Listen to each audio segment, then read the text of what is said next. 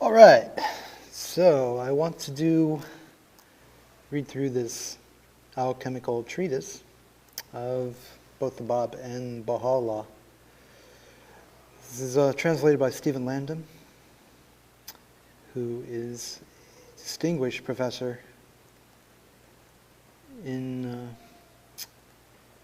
Islamic studies, who teaches in California at a university. And now, as regards the question about the alchemical elixir, this is the Bab speaking.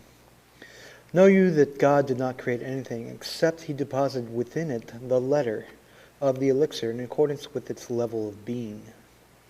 And as for the hidden realities of the elixir, if you desire to obtain it, then journey with me unto the divine throne until you have winged your way above it, through the assistance available to you, until that is, you witness the celestial cynatic fire, which is the greatest name of God. Then make it to blaze forth so as to remove the covering from the inmost heart. Then place the alchemical retort upon the brim of the alembic, and partake of the fruit of the tree which emerges from Mount Sinai. Above, upon, about the edge, boundary, commensurate with on the level of the divine power, in the midmost heart of the divine power, and let it pour forth unto its place. You shall find that the greatest crimson oil shall appear upon the cynatic fire more rapidly than the twinkling of an eye. In that place you are the very sign of God, both before God and towards God, and likewise in all the worlds according to their capacity, until that is the matter, the alchemical work can be completed as far as the mineral world.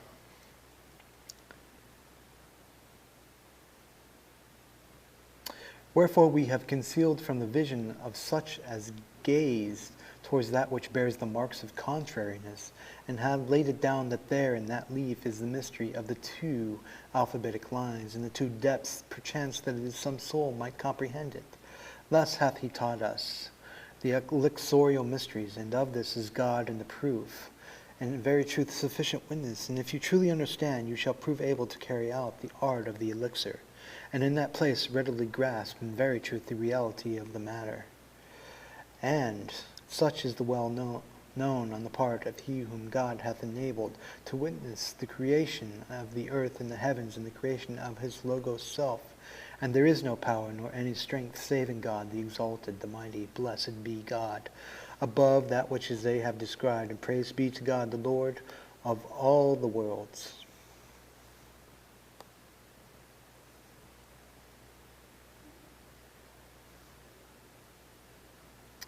Now, we're going to read an alchemical epistle of Baha'u'llah. He is God. And now is regarding that which you hast asked about the Philosopher's Stone. Know that it exists in every locality. In it we decreed the existence of treasures which none hath fathomed save such as we taught the knowledge which is with us. Verily thy Lord is assuredly knowing, well informed. It, the Philosopher's Stone, is one, and in its own entity spirit, from it is multiplicity made manifest. Blessed be he who comprehends it, witness the power of God within it, and is not held back from this straight path by it. It assuredly is the treasure of God amongst his servants, the storehouse of the divine mysteries, amongst his creatures, and the dawning place of the divine power to every clear-sighted mystic knower. Within it, the Philosopher's Stone, we decreed the existence of water, and we named it quicksilver.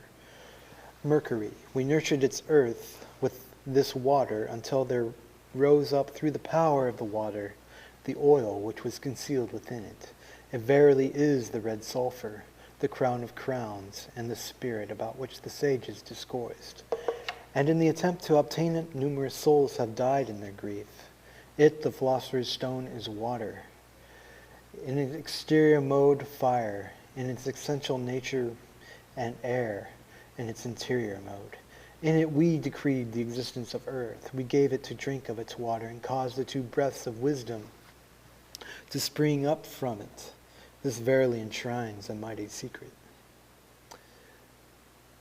Then know that it is the Philosopher's Stone alone that brings the alchemical work to realization.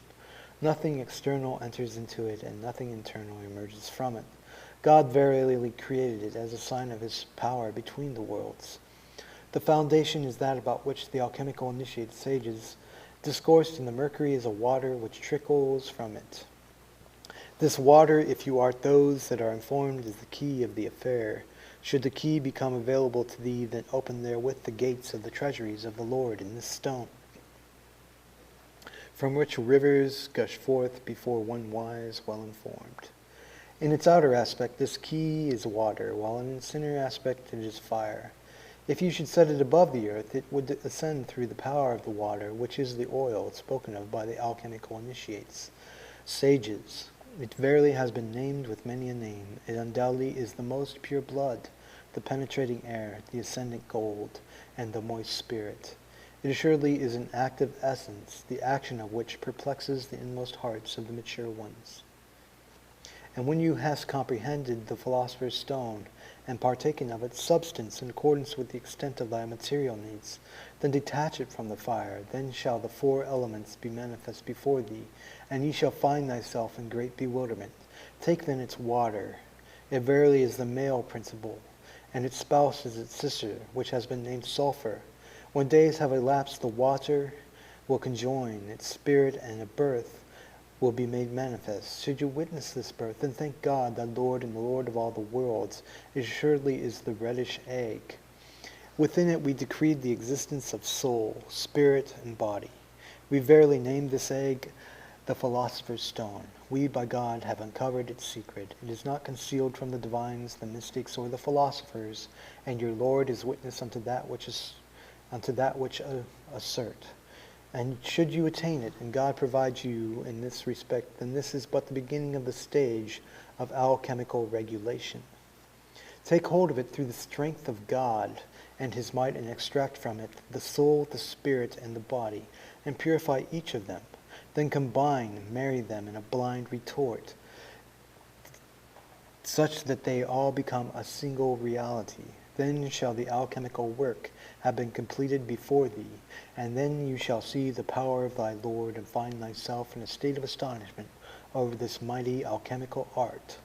Then if you should cast a mere dirham of it, the Philosopher's Stone, upon a myriad well-proportioned mineral forms, it would assuredly, with the permission of God, the creator of existence, transform them, and you would find them a sun, pure gold. In sincerity have we thus expounded for thee a noble exposition, through which shall the poor and the needy be enriched. Yet it is incumbent upon he who understands that he not bring it to realization for his own sake. Such a one is those possessed of piety. By God, with thy Lord, is the knowledge of the ancients and those of recent times. All that which you have heard from he who hath blasphemed God is assuredly falsehood. Say, O you liar, die over its alchemical secret. You shall certainly find him in great loss.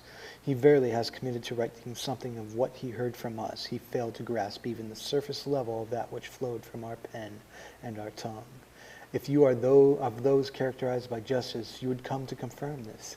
He does not know the right hand from the left, or the nature of that which has been concealed within the pavilion of the grandeur of thy Lord, the powerful, the preserver, the all-knowing. We have revealed multifarious tablets about everything you have inquired about.